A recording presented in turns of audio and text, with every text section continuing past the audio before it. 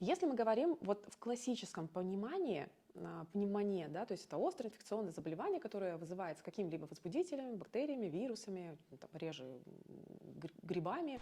Мы сейчас вот говорим конкретно про, например, классическую бактериальную пневмонию.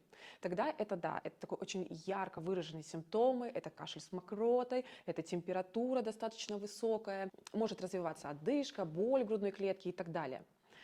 В анализах крови мы видим воспаление, да, то есть лейкоцитоз, сдвиг лейкоцитарной формулы влево, увеличенный цереактивный белок, прокальцитонин. И все это нам говорит о том, что да, здесь, вероятно всего, имеется классическая такая бактериальная пневмония, плюс мы назначаем рентгенологическое обследование, видим на рентгене, например, органов грудной клетки свежие инфильтративные фокусы какие-то, ухом мы слышим локальные хрипы.